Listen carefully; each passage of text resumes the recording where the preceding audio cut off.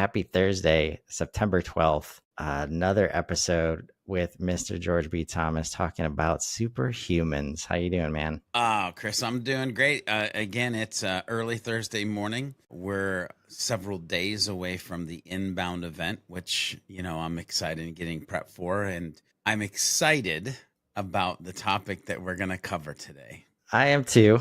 I am too. The fifth pillar that we're talking about in the Superhumans framework, holiness. We've talked about, and I always like to test myself here without the review. We've talked about holistic. We've talked about happy. We've talked about helpful.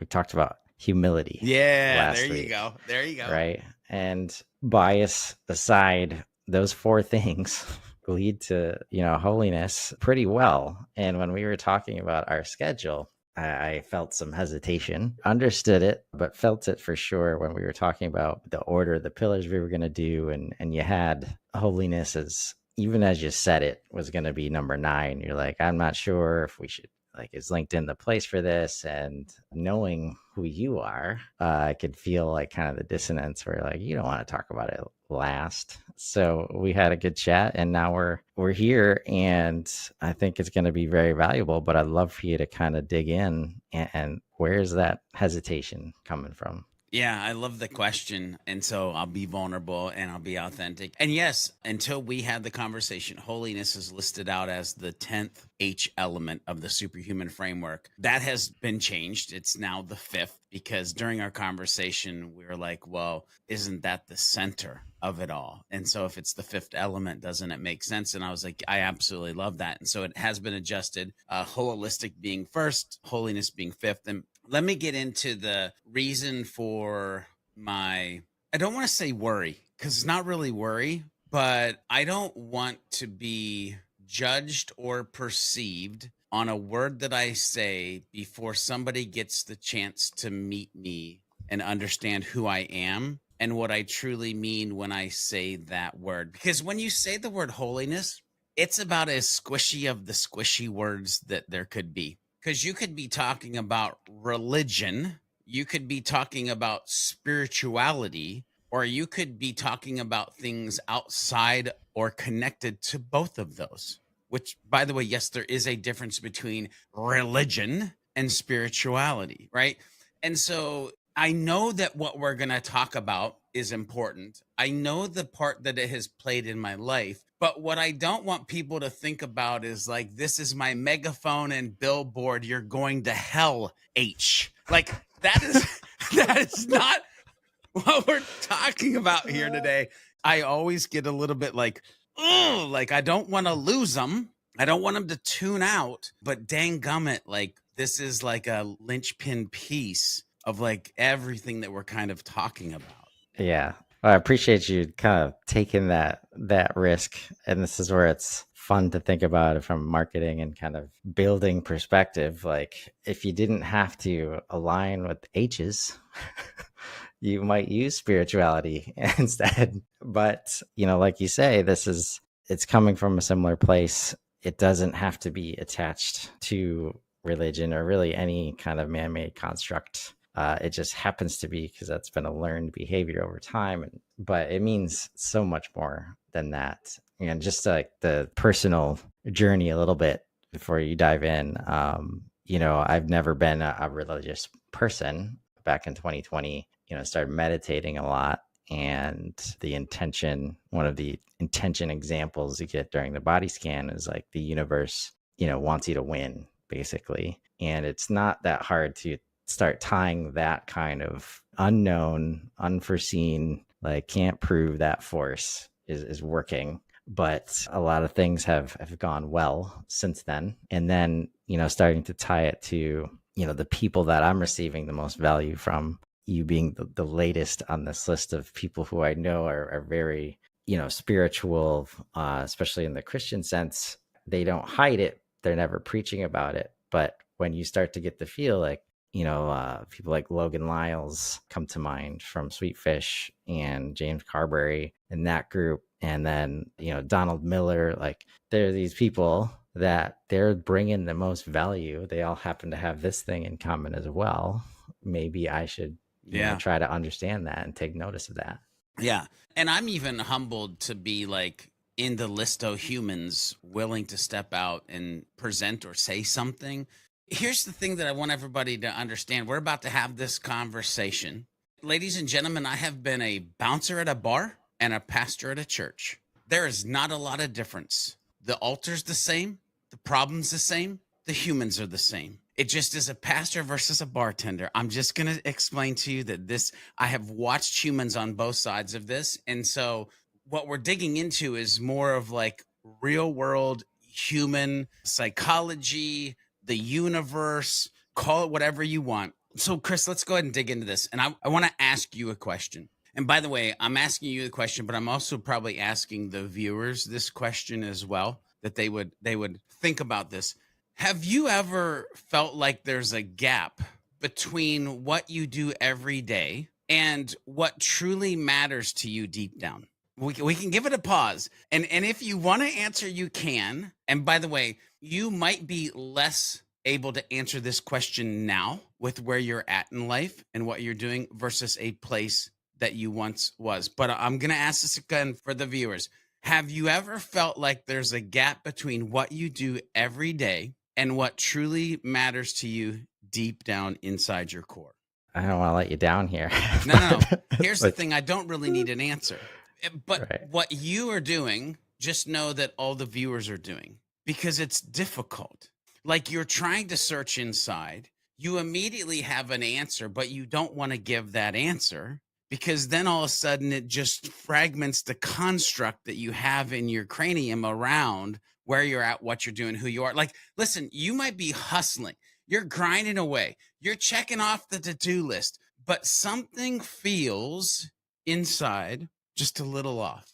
It's Well, like go ahead. here's what I mean. Like my initial feeling is no, but I also have a tendency to view the world very differently. And this was an unlock for me when I took mythology for the first time in a college course, right? You start seeing all these behavior patterns across civilization as it's grown up. And the most common reason for people creating a story or creating something bigger is they want to be able to answer the question of why, right? Why do the crops grow? Let's create a sun god, because obviously something is compelling these crops to grow. We don't know how it works. So there's got to be something making it work, right? And like at that point, I just don't need to know like why. I don't need the answer to that question. But meanwhile, there's a big piece of me that's like always working towards some kind of ridiculous, like I'm going to solve digital transformation goal. So as long as I feel like my daily stuff is working towards that, there's less of a gap for me. And I'm a very big believer in serendipity and, things are going to work out, if you do the right thing. So that's why initially there's less of a gap, at least when you put it like that, there's less of a gap between, the big picture and the daily picture for me. So it's interesting because when I hear you mention this, you're talking about this gap and you're talking about the big picture versus the daily picture. And part of me wants to lean into like, well, changing, digital transformation or the path that you're on, does it truly tie back to one thing, or even understanding like why the crops grow and the sun god experience is like, it's humans' innate sense to have a deeper connection and connection to whatever. But what you might be doing, what you might be feeling, why some of the viewers might have that gap is because they're missing that deeper connection. And again, when we have that gap, when we want deeper connection, but we're missing deeper connection, sometimes we don't know where to find it. It might be at the bar or the pew or the wherever you end up placing the thing. But that's what I'm saying.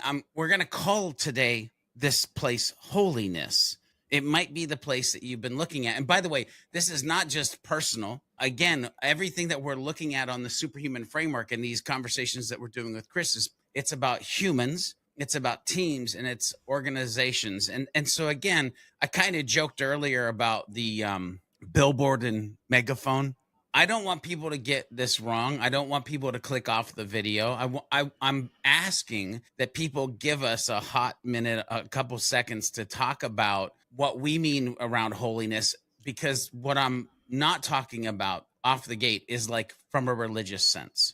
I'm talking about a commitment to principles, that guide us towards truth, purpose, and authenticity. Now, if you have a problem with truth, purpose, or authenticity, you can go ahead and click off the video. But I don't think anybody who is a human who has sat through happy, helpful, humble, holistic, these are things they want: truth, purpose, and authenticity. Holiness, as I see it, Chris, is about aligning our lives with our deepest values and to that a higher purpose. Realizing that what we're doing is for something bigger than ourselves. Chris, you mentioned digital transformation. That's way bigger than Chris is. I've mentioned helping like HubSpotters, and that's bigger than me. Like, what is your higher purpose? What are your deepest values? How is this tying to truth, purpose, and authenticity? When we as humans can anchor our lives in this way, here's the thing is, and I use the term anchor, maybe it's a ship reference, but we get a sense of direction. When you start to anchor this kind of stuff in your life, a sense of fulfillment, Chris, less of that gap, big gap or daily gap, and meaning. And here's the crux for me that goes way past beyond chasing material gains or ticking off those dang boxes that you've been ticking off. So listen, am I personally religious? Maybe. Am I personally spiritual? Hey, you can bet your grandma's chocolate chip cookies I am. Am I focused on holiness as an even wider topic than that? Yes. Yes, I am. So Chris, before we dive into holiness for personal growth, because that's where I want to go, like growth, teams, company culture, like where's your brain at right now with like what I've shared so far? Well, I think the key and why this needs to be at the center, like the thing in common between being the bouncer and being the pastor, or this, this place that you go, is that there's other humans in this place that you want to go. The reason like any of these third places actually had, me and Salim used to talk about this a little bit, like to struggle with, the current state of things with remote work, is that since we're working from home, it's very hard to separate, personal and professional. Like, even if you're doing that, you're staying at home while you're doing it. So the idea of the third place, I forget the concept. I don't know if that's the right way to say it, but we don't have this third place to go to anymore. And even if we can go to it online, it's much different than going to it in person.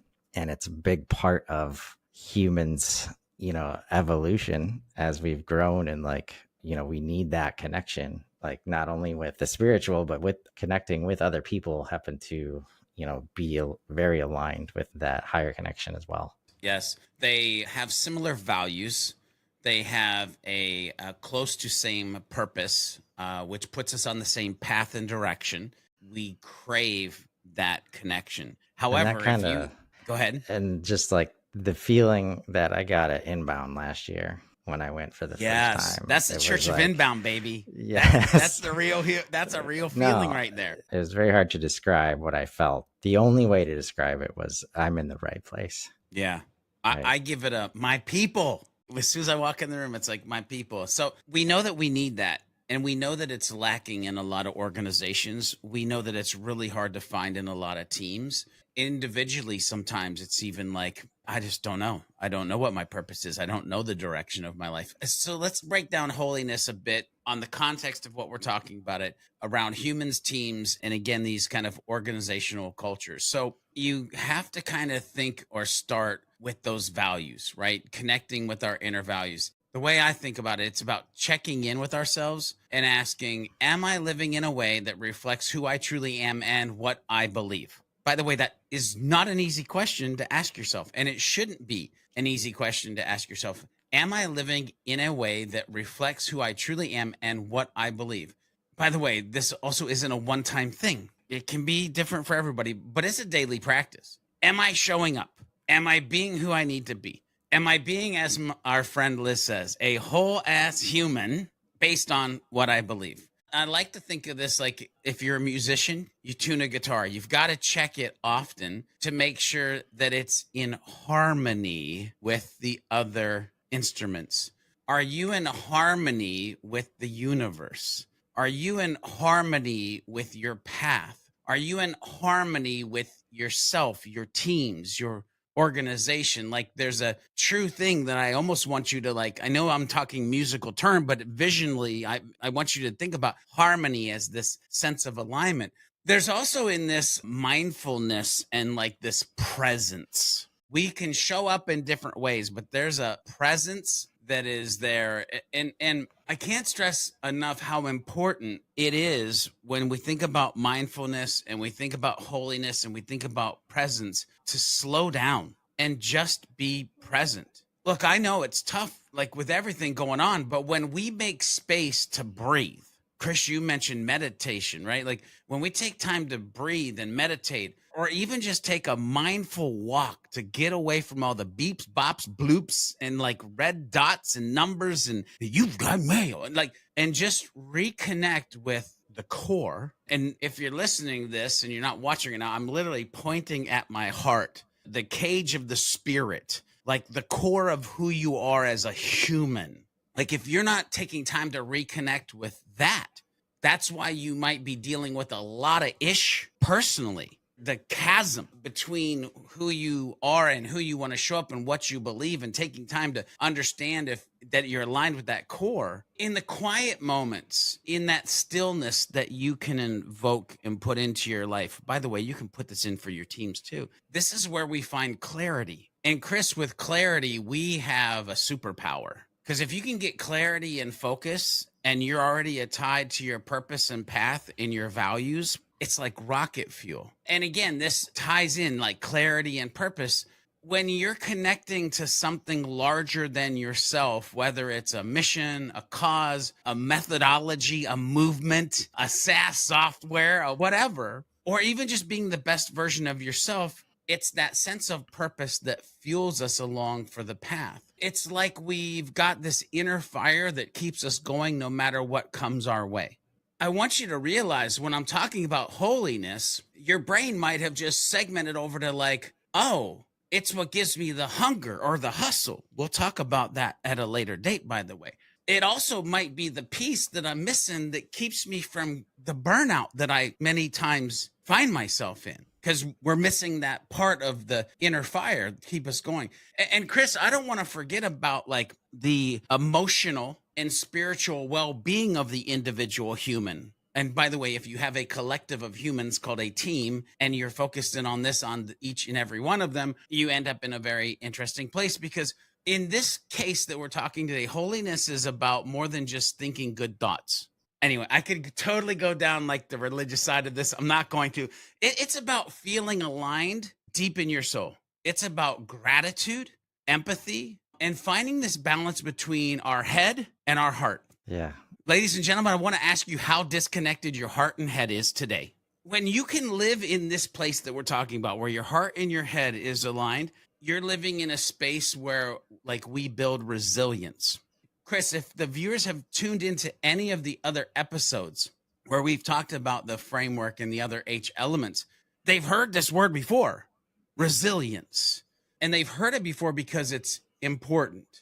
Chris, I want to go into teams, but before I do, you're shaking your head. You've got that Chris smile that I love, by the way, when like I can tell the synapses are firing in there. Like, where does your mind go with maybe your life or the lives of those that you're interacting with pertaining to like what we just talked about from the human side of this? Yeah, you're unlocking quite a bit, related to what I was saying before, third place. Like when COVID happened, I happened to get a job that September that allowed me to go to an office because of where my office was in the building. I didn't have to have a lot of human contact, but I could still go to this place. And I've always liked being in the office personally because I have the human interaction. And the idea of being present, which can be very, very hard for somebody with ADHD, I feel like I've created this third place this year with this content creation that I'm doing, trying to understand why it's so easy I don't know if that's the right word, but it's not a problem for me to be on calls all day. And what I think I'm learning is that it forces me to be present because that's the only way you can have a decent one-to-one conversation with a human being. So, like, using that as a mechanism to, if I'm showing up, if I tell myself I want to show up every day and my head is always in the like fixing this huge problem of CRM adoption and digital transformation. Why haven't we figured this out yet? But like involving other humans kind of forces the heart aspect of it, in that I can show up and be present in the best way possible. And since my goals are what they are, as long as I can put food on the table at the same time, I'm going to keep doing that and do that as much as humanly possible. Yeah. What I love about this is digital transformation, your bigger purpose. Third place is creating media because it is the passion, it's the purpose, it's the values, it's the direction, it's the vehicle for you to do this thing. What I love that, and I think you know that you've been doing this, but I don't know if you know that you've been doing this by doing this show. What you've actually done is you've created your own little team. Now, do you hire these humans? No, but they help you, they collaborate with you to make consistent content that is helping to serve the bigger purpose of digital transformation and educating humans and making the world a better place. You see how this is dripping in just natively into like this thing. And so I want to dive into holiness and teams real quick.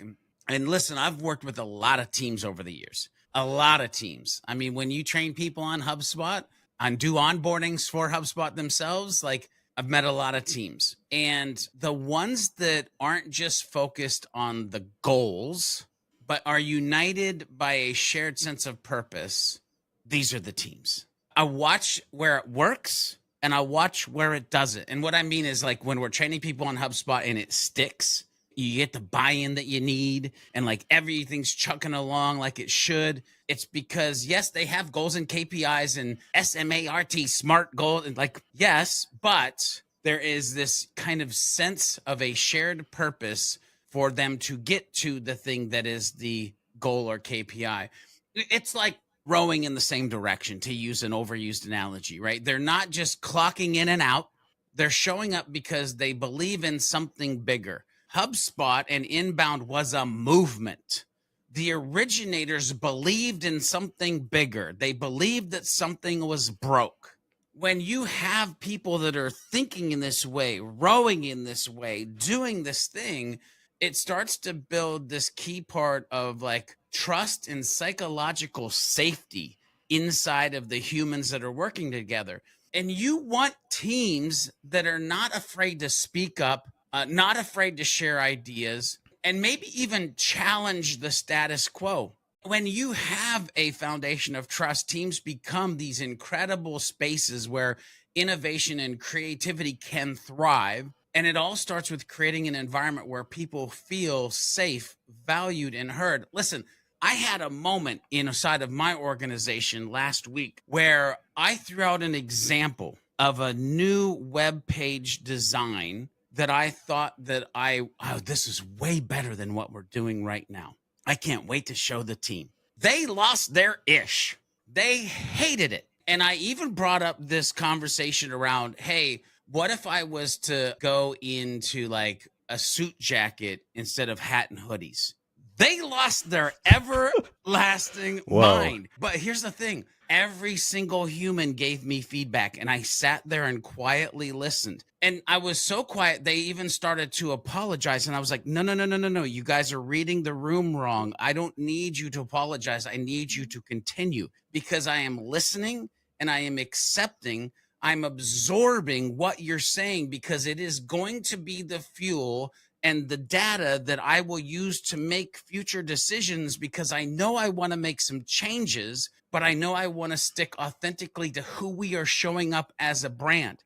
I don't know how many leaders would not have been like, felt like they were getting like the wet noodle whippings or been being attacked. But Chris, I sit here and tell you, I was excited that they felt that they could openly share the feedback. Now, let's be honest, conflict is going to happen. Like, I'm painting a very it was a beautiful picture. Like, I looked at it as a beautiful conflict's going to happen. But when teams are grounded in these shared values that we're talking about, when they're going towards a higher purpose, conflict resolution becomes more about understanding. I need to understand why you guys feel like me in a suit jacket is like some straight up bullshit. Like, I need to understand why you don't like this version of the graphics and the page layout versus why. But it was more about understanding versus me needing to win.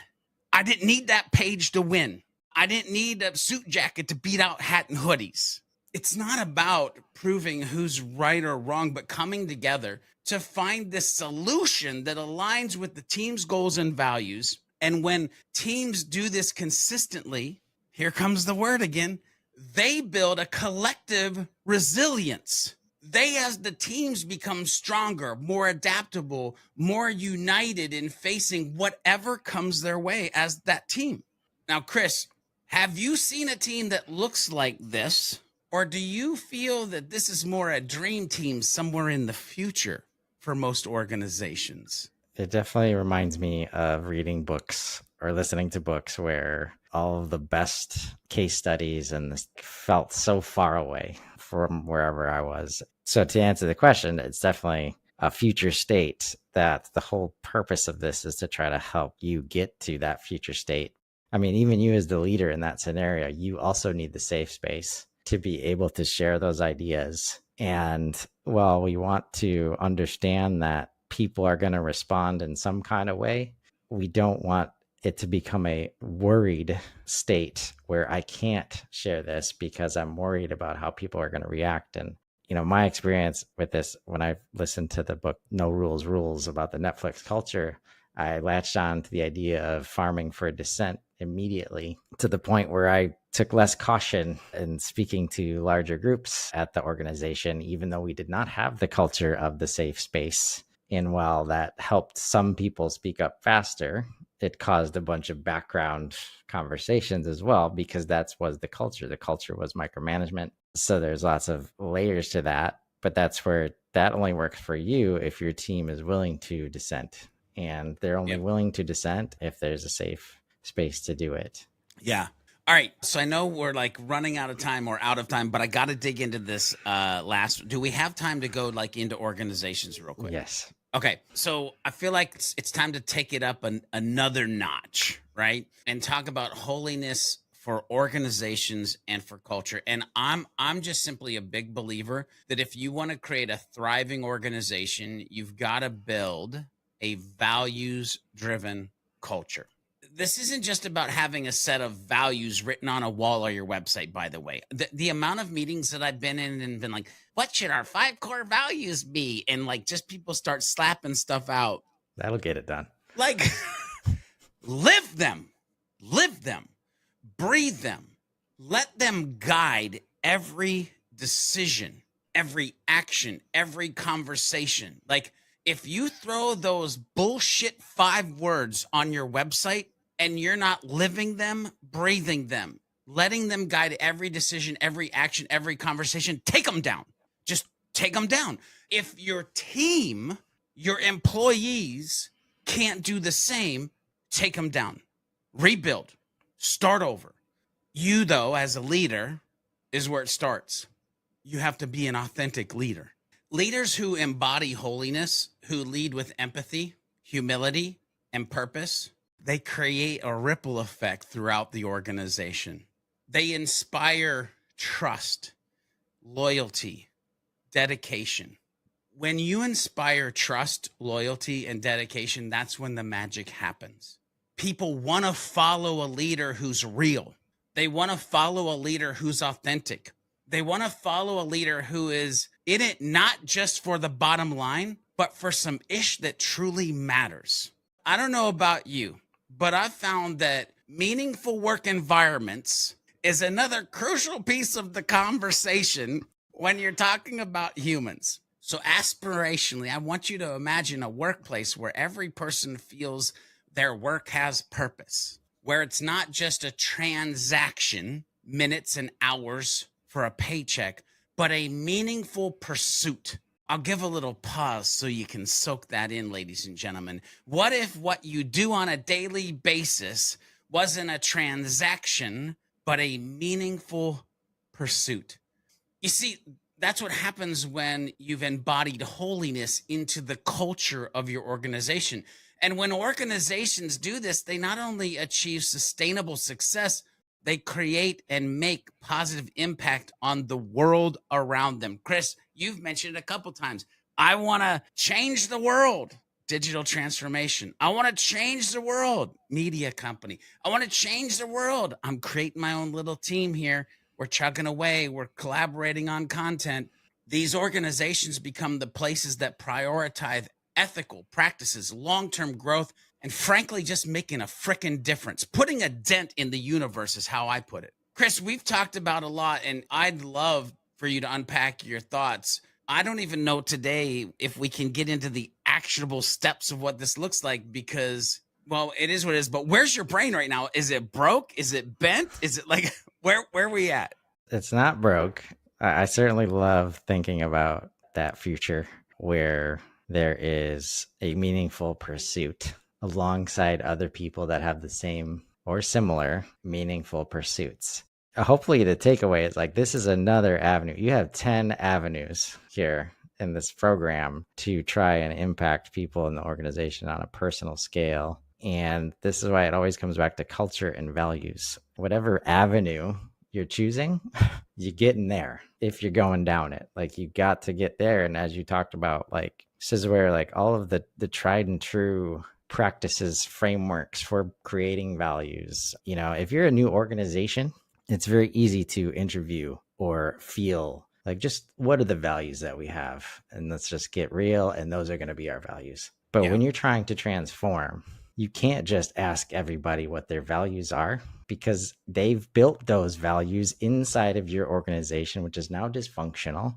You've got to find a way to build some aspirational values at the same time so that we can actually move together towards that healthier culture. So hopefully that's the takeaway from today is like, this is just another avenue. You know, we use words to try to describe this stuff, but at the end of the day, it's the principles, it's the values. And, you know, based on the one person that you're dealing with, holiness might have more of an impact than, you know, humility or happy or, you know, any of the other pillars. And that's hopefully, you Yes. know, what you can kind of see this as. That's the thing. I hope people realize these are like spices on a shelf that you can take and create whatever the 10H elements, whatever great, you know, dinner, lunch, breakfast, whatever yours favorite that you want to create. But to put a bow on this, Chris, to kind of end this bad boy, what I want people to think about is from an organizational level. Because, by the way, the reason that I'm challenged with going down this road with the Superhuman Framework is that we've been doing research on the amount that dysfunctional cultures are costing organizations. And I'm not joking, it's in the billions of dollars. So, how do you change the world? Make it so that organizations aren't losing billions of dollars. Like, I'm already working as a marketer to help them make millions. As a human, can I help them not lose billions? Right? I want people to think about like, how do you cultivate a culture of purpose by, in this case today, making holiness this kind of living experience inside of your organization?